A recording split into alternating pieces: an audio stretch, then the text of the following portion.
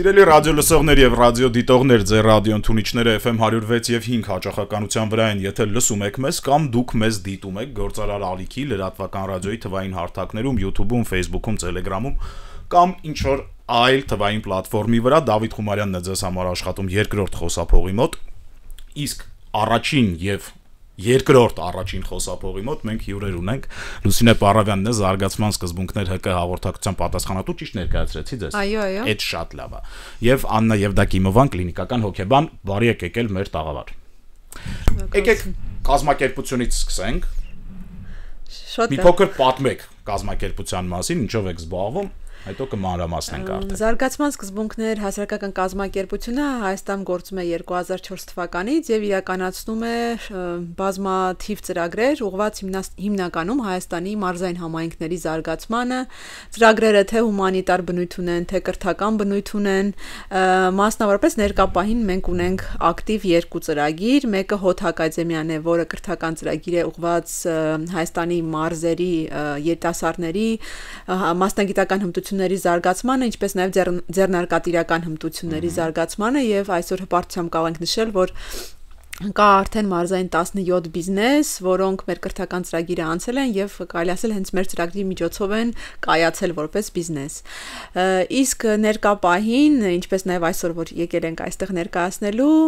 մենք իրականացնում ենք մենք եւ մունք ծրագիրը, որը 1 տարվա ծրագիր է, վերջանում է այս տարի օգոստոսին։ Մեկնարկել ենք նախագիծը անցած տարի սեպտեմբերին, ծրագիրն ուղղված է արցախահայությանը, հաշվի առնելով վերջին 5 տարում Հայաստանում տեղի ունեցող իրադարձությունները, ամբողջ աշխարհում տեղի ունեցող իրադարձությունները, ես կասեի COVID-ը, այնուհետև մեզ համար պատերազմը, Արցախի կորուստը, ապա արցախցիների բռնի տեղահանումը, մենք հասկացանք, որ կարիք կա նմանատիպ ծրագրի, որը հումանիտար ծրագիր է,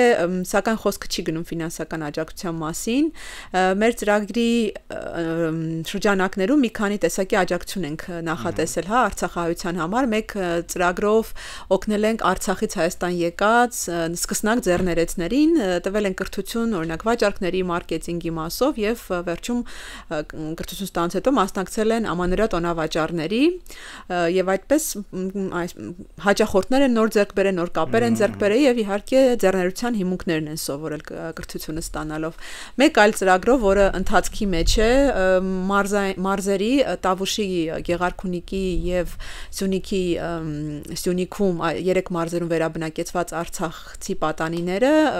հավաքվում են մարզի պատանիների հետ եւ նրանց համար հետաքրքիր արվեստի աշխատարաններ են անցկացնում, այդպես օգնելով ինտեգրվել իրենց նոր համայնքներում։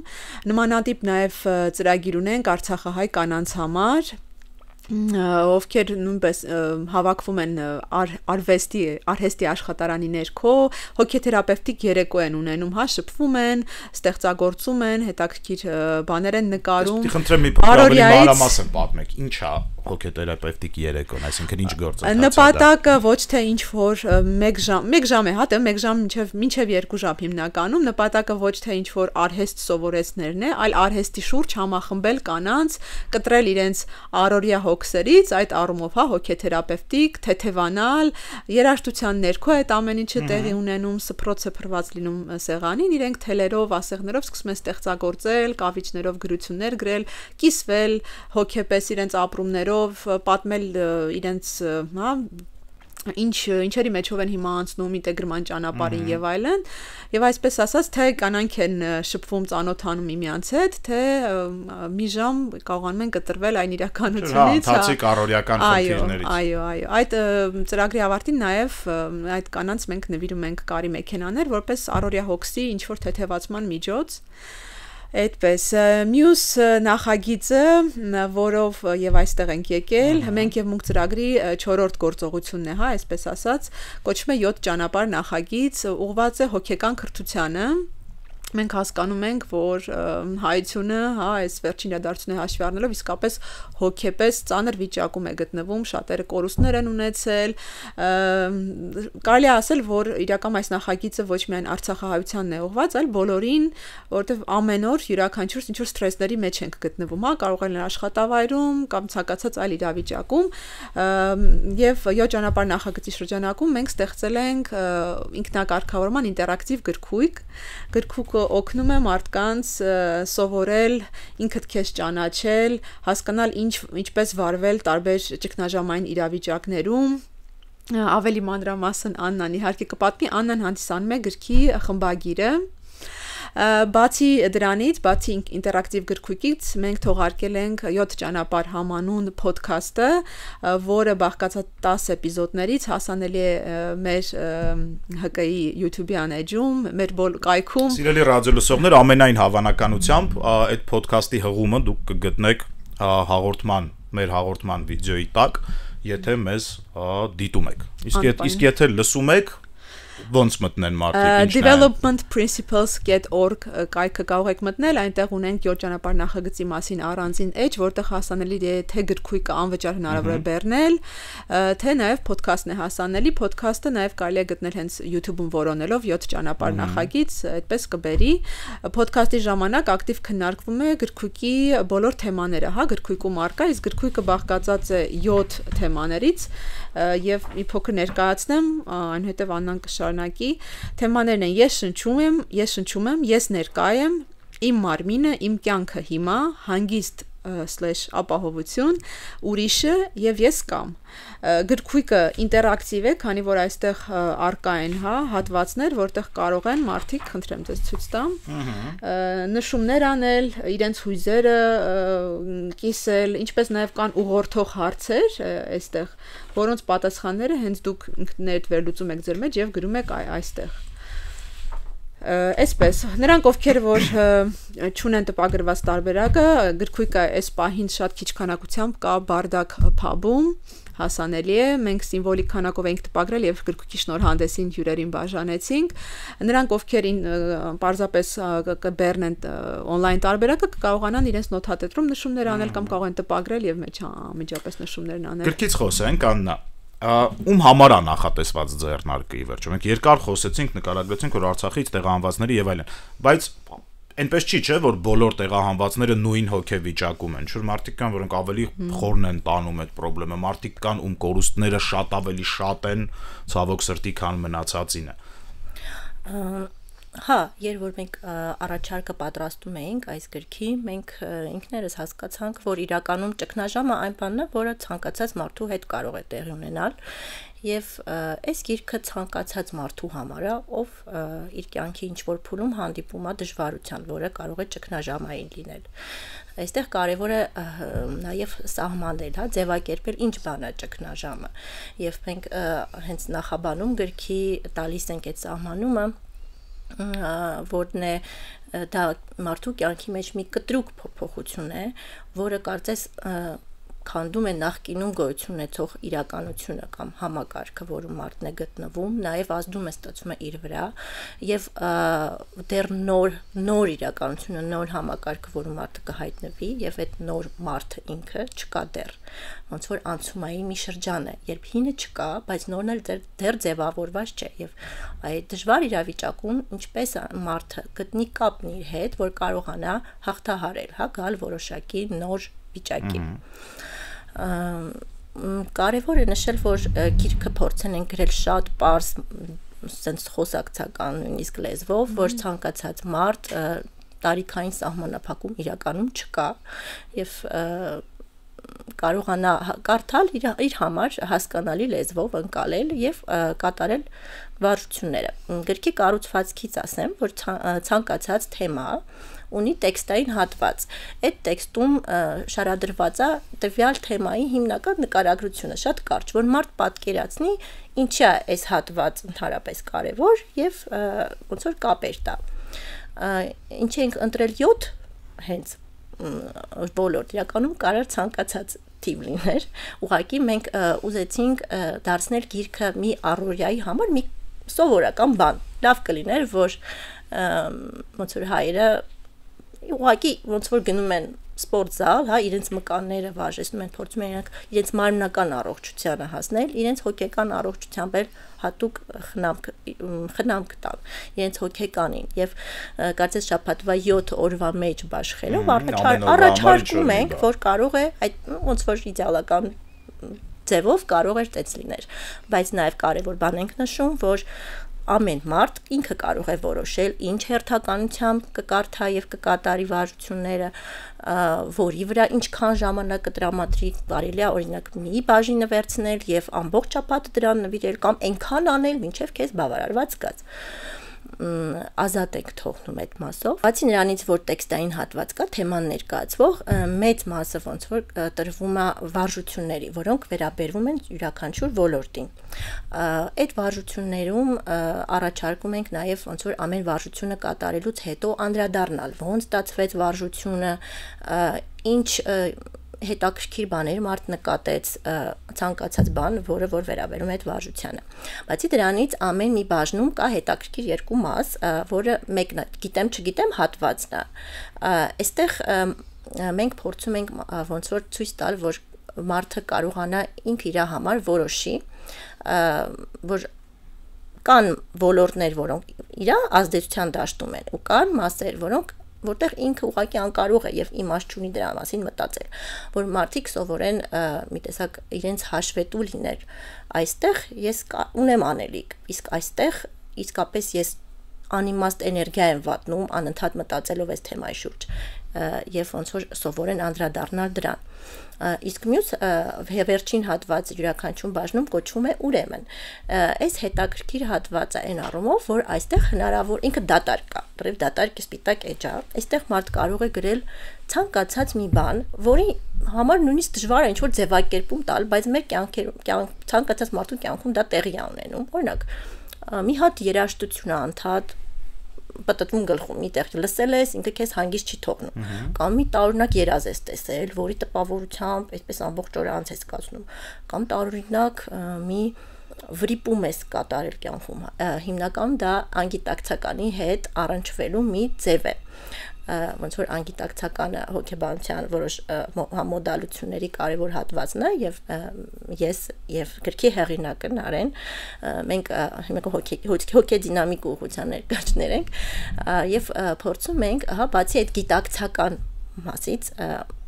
տալ առաջարկ, ոնց կարելի է առնչվել են անգիտակցական, ոնց որ մութ անկյունում տեղի ունեցողի հետ, որ դրան եւս պետք է անդրադառնալ եւ դրան կարեւորություն տալ, որտեվ դա էլ մեր հոգեկանի մի մասն է, որը չի երևում, բայց պարբերաբար իրենց զգացնել է տալիս եւ հաճախ մենք շատ մեր դժվար ապրումները ոնց որ դուրս ենք մղում հենց այնտեղ։ Ես մի ճշգրտող հարց տամ ձեզ։ Վերջին տարիներին ընդհանուր առմամբ Հայաստանը աշխարհը ճգնաժամերի մեջ է։ Այդ ճգնաժամները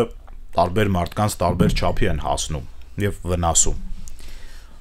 Հիմա մեզ մարդիկ են լսում։ Դրանք հազարներ են։ Երբ մարդը կարող է հասկանալ, որ ինքը ունի այս գրքի կարիքը։ Չէ, այնպես չի, չէ՞ որ բոլորը ունեն, երևի թե կան մարդիկ, ովքեր որ չունեն այդ խնդիրները, իսկ կան մարդիկ, ովքեր որ ունեն։ Իսկ ոնց կարա մարդը ֆիքսի, որ ինքը ունի այս ձեռնարկից օգտվելու կարիք։ Նա կարծում եմ, որ այս գրքույկը ինքը նույնիսկ ոչ միայն ճգնաժամային իրավիճակում գտնվող մարդկանց համար է, դա մի տեսակ մշակույթ ձևավորող մի բան է, մենք այդպես նպատակ ունենք, երբ որ գիրքը ստեղծում ենք, մշակույթ ձևավորող է, որ մարդը ինքնախնամքով զբաղվի, ինքնակարգավորման ինչ-որ պրակտիկա ունենա, առհասարակ իրեն անդրադառնա, դիտի իրեն, իր մեջ տեղի ունեցողը տարբեր տեսանկյուններից իր կյանքի տարբեր մասեր, որովհետև կարծես չունենք այդ մշակույթ այդքան դեռ ձևավորված չի եւ սովորական ցանկացած մարդու համար հետաքրքիր կլինի այդ մշակույթը ձեռք բերել, քանի որ այն կնպաստի ավելի սթափությանը, չգիտեմ, կյանքի որակի բարձրացմանը, նաեւ եկեք ավելի մանրամասնենք, էլի օրինակներ, այդ է ուզում հասկանալ, այսինքն մարդը որ կետից որ կետը կհասնի, եթե կիրառի ձեռնարկը, եթե հաջողությամբ կիրառի, այսինքն ինչ փոփոխություններ կլինեն։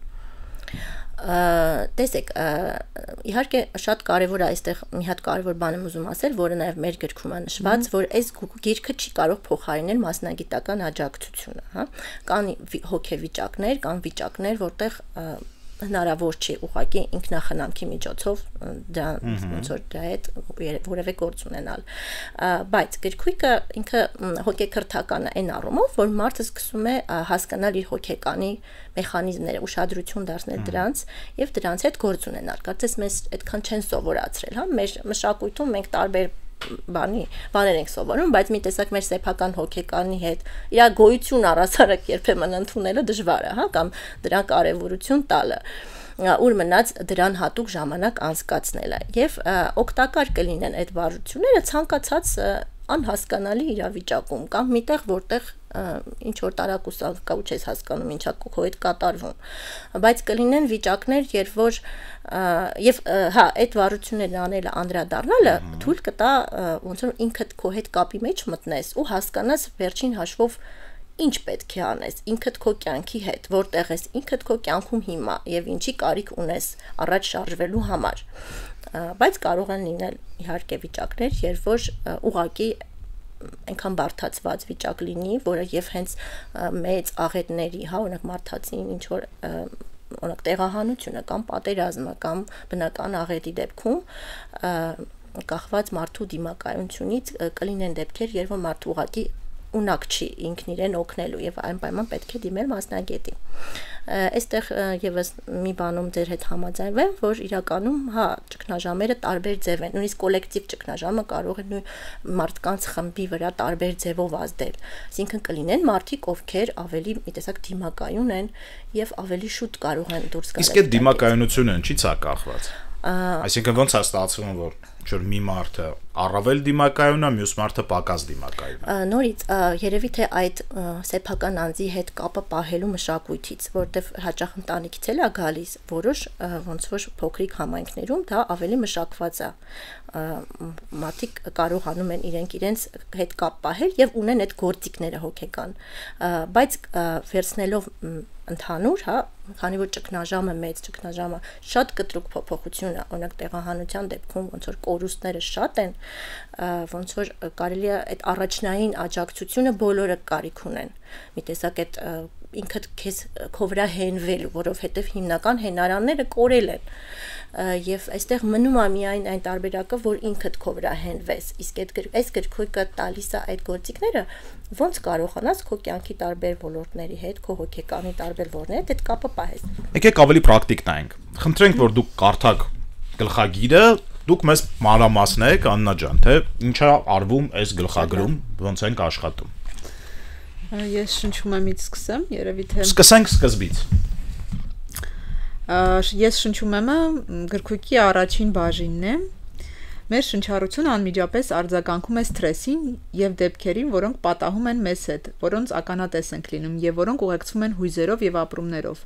Վախը, անհանգստությունը, տագնապը եւ այլ հույզերն ու ապրումները փոխում են մեր շնչառությունը։ Շնչառությունը դառնում է կրճատ, ոչ ամբողջական, ընդհատվող եւ արագ կամ մակերեսային։ Կան տարբեր վարկածներ ու հետազոտություններ, որոնց միջոցով հաստատվել է շնչառության անմիջական կապը նյարդային համակարգի հետ եւ այդ երկուսի փոխազդեցությունը։ Այսինքն ճիշտ եմ հասկանում, ներողություն եմ խնդրում ընդհատելու համար, որ ստեղ այնքան էլ այսինքն մենակ հոգեբանություն չի, ինքը նյարդային համակարգի հետ շնչառությունը կապված։ Հոգեկանը դիտարկելը առանձին, այսպես մի տեսակ մեր մշակույթին հատուկ բան է, բայց իրականում հոգեմարմնականը ինքը ընդհանուր մի բան է, որ այդ երկու համակարգերը ուղղակի առանց իրար չեն կարող գոյությունել եւ իրար վրա անընդհատ շարունակաբար ազդում են եւ ստրեսը կամ ճգնաժամային իրավիճակում մարդու գտնվելու ժամանակ առաջինը նաև մեր մարմինն է դա կրում իր վրա եւ մենք հիմնականում մեր մարմնի վրա շատ քիչ կարող ենք ազդել բայց շնչառությունը այն մի մասն է որի վրա մենք կարողանում ենք ազդել եւ կարող ենք նկատել որ դժվար իրավիճակում օրինակ մեքենա վարելուց երբ որ ինչ-որ վթար ա եղել առաջինը մեր շնչառության վրա է դա ազդում մի տեսակ զգում ես որ օդը չի հերիքում խեղդվում ես եթե ուշադիրն ես շնչառությանդ օրինակ սկսում ես մակերեսային շնչել լարվում է մարմինը տան սկսում լարվել մկանալ լարվածություն առաջանում եւ հնարավոր է կարծես այդ process-ը հետ տալ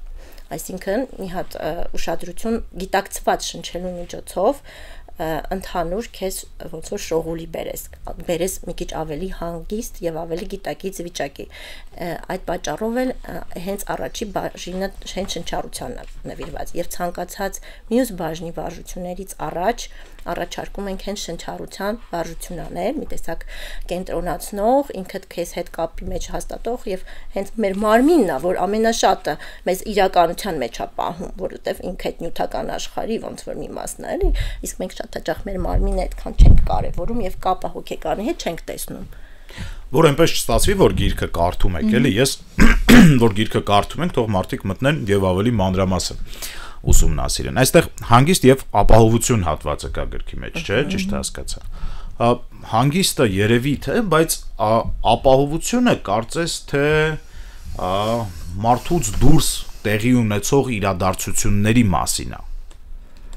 Չէ, այսինքն դու քեզ ապահով ես զգում, երբ անձրևի ժամանակ, չգիտեմ, փակ տարածքում ես, կամ անձրևի տակ ես, եթե անձրևը սիրում ես։ Այսինքն ապահովությունը ներքին խնդրեմ չի առաջի հայացքից։ Այսինքն ներսում տեղի ունեցող process-ների արդյունք չի, ոչ ապահովության զգացումը, ոչ անապահովության զգացումը։ Կխնդրեի այդ հատվածը մեկնաբանեիք։ Իրականում հա, ոնց որ կարան լինեն արտաքին իրադարձություններ, որոնց մեզ դնեն անապահով վիճակում, հա, մեզ անապահովության զգացողությանը դրթեն, բայց ապահովությունը նաև զգացողություն է եւ հոգեվիճակ, երբ որ ես ինձ ապահով եմ զգում։ Հնարավոր է անապահով իրավիճակում ինքնակառավարման արդյունքում ձեռք բերել ապահովության զգացում։ Որոշակի, հա, որովհետև հաճախ մեր տագնապը լինում է ոչ այդքան նյութական, հա, օրինակ պատերազմի թեկուզ ժամանակ մենք բոլորս այն մարդիկ, ովքեր Երևանում էին ապրում, իրենց անապահով էին զգում, բայց վտանգը հենց հիմա ու հենց այս պահին այստեղ չէր։ Եվ մեր ազդեցության դաշտը ու մի տեսակ բոլորը հակված էին ինչ որ բան անելուն, անընդհատ այդ լարված վիճակում լինելով, կարծես փորձում էին այդ վտանգը վերահսկեին եւ այդպես անընդհատ երբ որ դու ինչ որ ճգնաժամային իրավիճակում մոբիլիզացվում ես եւ շարունակաբար մոբիլիզացված ես մնում, քո հոգեկան եւ ինչու՞ չէ նաեւ ֆիզիկական էներգիան վերջանում է, որովհետեւ մենք ոնց որ հավեր շարժիչներ չենք եւ այդ ժամանակ շատ կարեւոր է ոնց որ ինքդ քեզ մի հատ հարց տաս, հա, նախ ես հիմա ինչն է որ իրականում տեղի ունենում եւ որտեղ որ ես կարող եմ ինչ որ բան փոխել իմ շուրջը եւ գտնեմ իմ ապահովությունը դրանում եւ որտեղ որ իսկապես ինչքան էլ որ իսկապես դժվար եւ վախենալու է, բայց այս պահին ես իմաստ չունի ես դրա մասին մտածեմ, իմաստ չունի որ ես դրա վրա իմ հոգեկան էներգիան ծախսեմ եւ ըստ այդմ մի քիչ ավելի ապահով միջավայրում քեզ գտնես։ Ինչի համար նաեւ հանգիստն է ստեղ կարեւոր այդ մի տեսակ ոնց որ այդ եթե մենք մկանը անդադ լարում ենք, ինքը ինչ որ մի պահի ուղղակի չի ծառայելու մեզ եւ նույնը հոգեկանի հետ է տեղի ունենում։ Դրա համար նույնիսկ շատ դժվար, հա, տարվող այդ անորոշության իրավիճակում քեզ հանգիստ տալը, քեզ թույլ թողնելը, հա, խոստովանելը, մի տեսակ հանձնվելը ուղղակի մի պահ գոնե ինչ որ ժամանակով, դա օգտակար է եւ դա թուլություն չի, այլ ինքնախնամք է։ Այստեղ գրքում ճիշտ ասած sense ձեր հարցի վերաբերյալ այս ճիշտ սահմանում կա այդ մի նախադասությունն է ուզում կարդալ ապահովության կամ հանգստի զգացում ասելով հոգեբանության մեջ նկատի ունեն վստահությունը իրավիճակի այլ մարդու եւ ինքդ քո հանդեպ թուլանալու եւ հանգստանալու թույլատվությունը երբ չկա լարված կամ մոբիլիզացված լինելու կարիք։ Շատ լավ է։ Այս թվում ամենապարզ շատ դիպուկ է։ Լուսինե ջան, պիտի խնդրեմ ուրիշը բացեք, այդտեղ որ հասկանանք այդ ով է այդ ուրիշը, որ մեր հետ այդքան կապ ունի։ Ինձ թվում է ուրիշից էլի պետք է Աննա խոսի, որտեվ դուք մի փոքր ընթերցեք։ Հա, շատ լավ։ Աննան մեկնաբանի։ Հարաբերությունները այլ մարդկանց հետ մեր կյանքի առանցքային մասերից մեկն են։ Հարաբերությունները կարող են ազդել մեր ինքնազգացողության, տրամադրության լուծումների վրա։ Մյուս կողմից դրանք կարող են կրել մեր կյանքի մյուս ոլորտների հետ, կարող են ամրանալ կամ խոցվել։ Կարծես մեկը մյուսին պայմանավորելով հարաբերությունները եւ կյանքի մյուս ոլորտները արտացոլում են իրար։ Կյանքի սովորական ընթացքում եւ հատկապես ճգնաժամի դեպքում կարեւոր է իմանալ կամ գիտակից լինել այլոց հետ հարաբերությունների վիճակի մասին։ Ճգնաժամի դեպքում հարաբերությունները կարող են ենթարկվել փոփոխությունների, ամենակարևոր եւ մտերիմ մարդկանց հետ էլ կարող են առաջանալ դժվարություններ, ինչը ավելի է բարդացնում ճգնաժամի հաղթահարումը։ Այսպես ասած, ուրիշը այն մարդն է, ում հետ դու ճգնաժամի իրավիճակում հաղորդակցվում ես։ Իսկ ճգնաժամից հետո երբ հաղորդակցվում ես, այդ արդեն ուրիշը չի։ Էլի ուրիշն է։ Այդտեղ ոնց որ խոսքը գնում է նրա մասին, նախ կարևորությունը հարաբերությունները որպես կյանքի առանձին ոլորտ դիտարկելը եւ ոնց որ այդ ոլորտին էլ առանձին անդրադառնալը, քանի որ դրանք կարևոր ռեսուրսներ են մեր համար, այդ ապահովությունը, երբեմն հայ հանգստությանը հասնելու համար, եւ եթե դու ապակայունացված վիճակում ես, եւ մի հատ էլ դա ազդում է քո այդ հիմնական հենարան կամ քո համար ռեսուրս հանդիսացող հարաբերությունների վրա, դա էլ ավելի ոնց որ կարող է քանդող լինել։ Եվ հարաբերությունների մասին վարժություններ ենք առաջարկում, որտեղ առաջարկում առանձնացնել այդ կարևոր նշանակալի մարդկանց, նրանց առանձնացնել, նաև առանձնացնել մարդկանց, ում հետ մեզ հանգիստ ենք զգում, ապահով եւ լավ ենք մեզ զգում եւ մարդկանց ում հետ անհանգիստ ենք զգում, ընդ որում շատ կարող է պատահել, որ այդ նույն մարդիկ լինեն։ Ինչ-որ մի ժամանակ հանգիստ ես, հետո ինչ-որ մի ժամանակ անհանգիստ ես։ Այս կյանքի փուլում քեզ համար շատ սիրելի եւ մտերիմ մարդու հետ հանգիստ չես եւ դրան անդրադառնաս, քանի որ հարաբերությունները շատ բազմաշերտ են ու շատ այդպես դժվար է բավական վարժության ձևով անդրադառնալ, ամեն դեպքում փորձում ենք մեկ այլ վարժության միջոցով ցույց տալ, որ մարդը կարող իրեն հարցեր տա, այդ հարաբերություններում այդ թեկուզ անհանգստության բնույթը պարզելու համար, գտնի այդ մարդու հետ իր նմանությունները եւ տարբերությունները, եւ կարող է պատահել, որ ինքը սկսի նկատել, ոնց որ այդ մարդու տարբերությունը իրենից, հաճախ մենք մարդու հետ շփվելուց ոնց որ կանխավարկածներ ենք ունենում, ինչու ինքը այսպես իրեն պահեց, ինչու ինքը այսպես իմ վրա նայեց, եւ մի տեսակ այդ մարդու գոյությունը մեզանով ենք պայմանավորում, կամ նրա արձագանքը մեզանով ենք պայմանավորում, ուրիշին որպես ուրիշ օտար եւ անհասկանալի մի բան դիտարկելը քեզ թույլ է տալիս նախ առանձնացնել այդ ավելորդ անհանգստությունը, ոնց որ պարտադիր չի քեզանով պայմանավորվածն է, եւ միգուցե նախ դուրս գալ ոնց որ երկխոսության եւ պարզի իրականում ինչա կատարվում եւ մի տեսակ մարդը իր վրա ավելորդ բեռ չվերցնի այդ հարաբերություններում կամ նկատի այն մասերը հարաբերություններում, որոնք որ չեն համընկնում եւ որից խնդիրը առաջանում է, կարա լինի օրինակ դեպք եւ երբ կորստի կամ բարդ իրավիճակում